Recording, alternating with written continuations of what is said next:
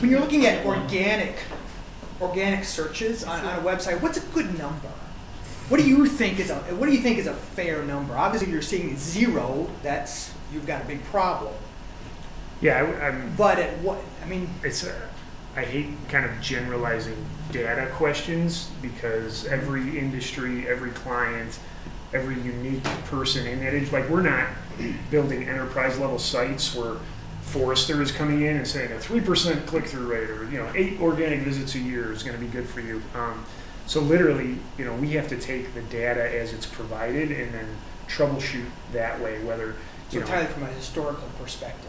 Yeah, and what you need to hit moving forward, right? If you're underperforming in sales and you need a 30% increase, then you can kind of back into what needs to be done from historical traffic data as it relates to paid, organic, social referral, etc. Okay, cool. I thought of one thing to add. I know I'm done presenting. When you're building up your website for e-commerce, as I go to events like guitar shows or industry conventions, I am constantly amazed at how many people took the time to read the About Us page of Rock Rabbit. I mean, people walk up and they've read it and they can almost repeat it to me. It's weird. And secondly, it's an awesome page to start stuffing in your keywords because they'll find your website. So that's a good point. Don't just do an About Us like in 2 seconds. Spend time on that. And I've also learned from website number 3, do not have your marketing intern write that for you. If you are, no, seriously, if you are the owner, you need to write that in your voice as if somebody was coming up to you at an industry guitar convention and saying, I want to know about Joe. And that's... The hardest part is creating content that is, about yourself, relevant to your client persona, because we've all been on websites that we feel like we're on or part of the joke, and we've been on websites that just make no connection personally. Yeah. We don't revisit those sites. We don't want to buy from those people, but somehow copy can make you feel like part of the team, and whether it's buying a brand or a particular product or service, the copy is what gives that to you. And whether it's video copy or script copy, it has an amazing ability to translate a feeling into a story and make a connection with your ultimate consumer. You had a question? Yeah, I was just going to ask, besides WordPress, if there's something else you guys had looked at, other frameworks or platforms. Shopify is very good. Yeah, something that really what ultimately drove you back to WordPress. Something like Drupal or something like that. No, because the real advantage of going out to those other marketplaces, like for example, I'm on Reverb, which is entirely musical instruments. That is my market segment, and it gets traffic. And the whole point of going out there is they've got a ton of traffic, because as successful as you are, you're not an Amazon, and you're piggybacking off that traffic. And because of that, they do not share traffic with you. And you have to go by the rules on their site, where they do not let you hot link directly in the link. They do not let you whatever. They do not let you link to a tutorial. They may or may not let you put video embedded in there, depending on where it is. That's their rules, their site. And secondly, another thing too with Amazon, that is the downside. Like I said, those customers are Amazon's customers. They're not your customers. And like one of the most valuable things that I own for Rock Rabbit guitars is my email list. I've got thousands of people that have spent money on me, and you don't have that with Amazon, so you lose that. So you're trading this huge amount of traffic coming in to what do you own and what do you brand, and how do you deal with that? I think what you mentioned Drupal, so there's another aspect going on there, which is there's the Shopify, the Amazon, the Reverb, but then there's WordPress, Drupal, there's Ruby on Rails. Yeah. You're either self-hosted or you're not. Why would I not choose one of those? And I have worked in those before, mainly because there's just not enough cool, reliable stuff built for that, and I don't want to spend all my time building that cool stuff.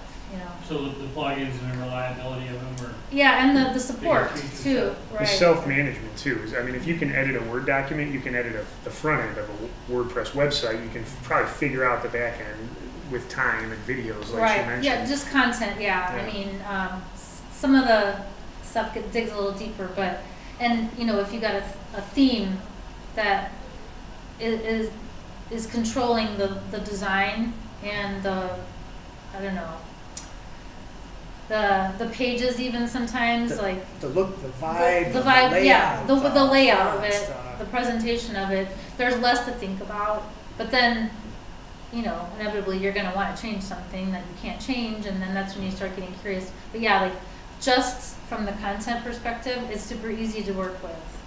And I worked with Drupal, or there's one other one, not Ruby, but anyways, like years ago, and I've even worked in weird content management systems. When I worked at the university, they purchased one that they were targeting universities and things like, this was a very expensive piece of garbage, basically, Sure. So, and they do WordPress now. Well, and what, IBM, SAP, Amazon, right? That they're at the center of big enterprise level companies, so that you have to go through them for the software edits, etc. WordPress not only is editable by an individual, but there's a large, I mean, it's the most adapted content management system in the world, and the support behind it is unmatched, and you can find a developer easier. Historically, it used to be, I custom coded this website, now I'm in the way of you making a decision as a business owner to navigate away, use another resource, etc. And that's why we build almost exclusively in WordPress, because if a client relationship sours and they want that website, it's still going to be functional to them. They're not going to need to bring in a unique experience in terms of development at a high-end price point to be able to remedy that. Do you have experience with any of those platforms that? Some different commercial ones over the years. I really have done web development probably 15 years. Anything really serious. Yeah, I mean, we work within Wix and Squarespace, and they're all their own flags that people wave, and depending upon your need and functionality, we have customers very successfully running those content management systems, and others who prefer WordPress for one reason or another. I think I remember the one you were talking about. It was a big competitor to WordPress, but I can't think of the name of it. Yeah, It's still around. I'll think of it at like 3 a.m. or something when I'm trying to sleep. Yeah. But I think the reason because I did work with a few other platforms, and if you learn one pretty well, you can, find your way around another one. But I wanted to be really, really, really good at one, and this WordPress is good enough. It's robust enough and diverse enough to. I've never met something it couldn't do for what I needed it to do. So I just wanted to be really, really good at that. The platform, so I didn't have to spend a lot of time learning, reinventing the wheel again or something. Right. I started with scratch too, because my only prior website was back in the 90s, in the good old days when I HTML coded by hand a website for the family business. It was like 4 pages. It took me forever. It was a cool thing. Then fast forward to a lot of years, I had not done anything. I had gone through school and business school and got out and started my own thing. And I thought, okay, what am I going to jump on? So I have one platform I can learn it and use it, knowing that being a web developer isn't really my job. It's my storefront. It allows me to do business, but my business is building Rock Rabbits and selling out the product. So in that way, it's all overhead. It could be very cool overhead, but it's still overhead.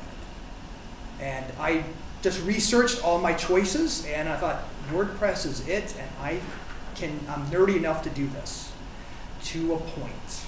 Maybe at some point I'll grow and I'll not be able to do that, at which point I think that next jump would probably be a full Amazon. And I would probably need some help to do that, at least to get that sucker launched, because it's a lot more involved. It's a different level. Yeah. I'm curious about social media marketing. For those of you that own a business where you sell something, which I think mostly be Joe in the middle, what percent of your marketing time or effort do you spend in social media marketing? And then for other Joe, what percent of a business's time would you recommend someone spend in social media marketing? I have lately found an inverse between my time and more page likes and clicks. I don't know what that is. If I try really hard, it seems like I get less. I don't know, because it's more traffic. If I have something that sits up on my page for a long time, I get more follows and likes and stuff. I have learned that likes do nothing. Likes do not get a customer to my site that does not start in my sales funnel. Create your own sales funnel for yourself and what you're selling. Do not let Google or Facebook create a sales funnel for you, because you'll find that that's actually their sales funnel. An impression does not help me. It helps me when you come to my website, especially if you're a guitar player. When Google tells you that's an impression, that's the start of Google's sales funnel. They need an impression before they even have a chance to click to charge me for that click. So find your sales funnel first, and then you're in a position to start putting money into getting that to your site. Short answer is social media. I don't know. I've never solved that. I've talked to plenty of other businesses that do very, very well on Facebook, and it seems like they are all like local businesses where you have to drive to them, and they can work a geography. Myself having customers in 35 countries, I don't have that kind of a budget, so I'm very much into SEO, organic searches, finding me through the media, word of mouth, and the very best customers are the repeat customers. Because if you really break it down, there's really only like 4 ways for a customer, or for your thing, right? They've already bought from you before. They're literally a repeat customer. 2, they had a direct referral. I went to Heather and said, Heather, I need this for my guitar. She said, go to Rock Rabbit. I know Heather, she's my friend. 3 was sort of that anonymous thing out there where they found you had some good stuff on Facebook or in a forum, or somebody that they didn't know said, you've got this going, Or you could just say, what's a good watch? Rolex is a good watch. I don't know crap about watches, but I know that Rolex is a good watch. Or 4, you paid for it. You paid for that, which is fine. Nothing wrong with paying for it. But just realize you've got a limited number of ways to get people into your sales funnel. And they're not equal. That one that you paid for is not the same as in the other tiers of the list.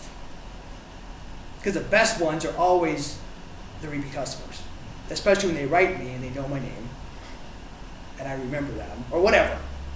So those clicks are not equal. But you need to learn that yourself by creating your own sales funnel.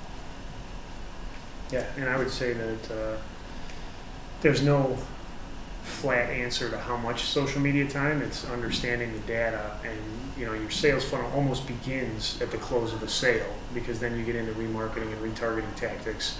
And I think across all businesses that I'm aware of, it costs more to retain a customer than to acquire a customer.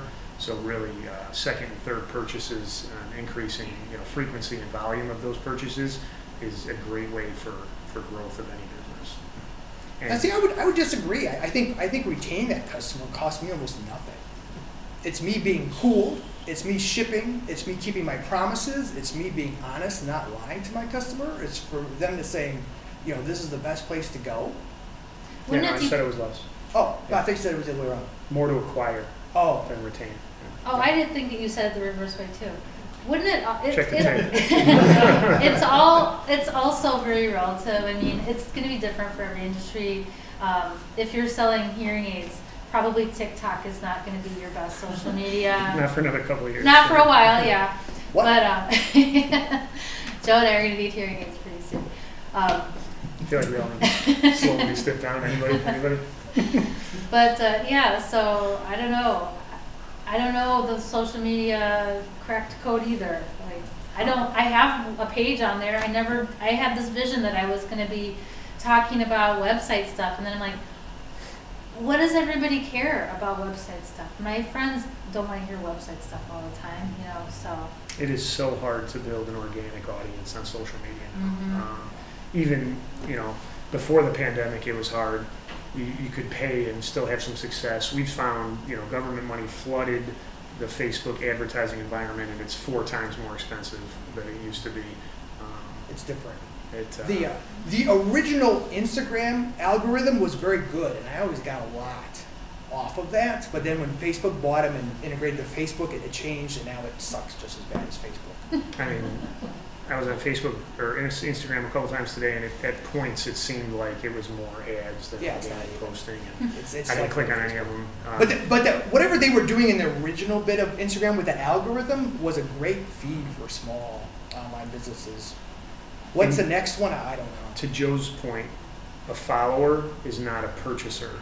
So the biggest social media audience in the world is worthless unless they're landing on your website and ultimately becoming a customer or providing an opportunity to follow up by calling, submitting a contact form, or giving you their email.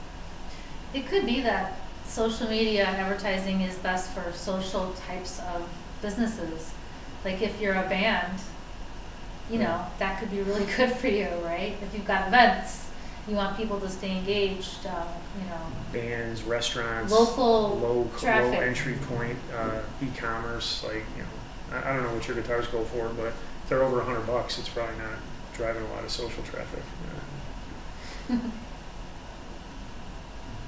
Anybody else Any have a other question? questions? We've got one. Everybody's ready for Poorhouse. Absolutely. Wait, thanks guys. If you have any more questions, just hit us up. Thank you, Cool. guys. Thanks Thanks guys. for the opportunity.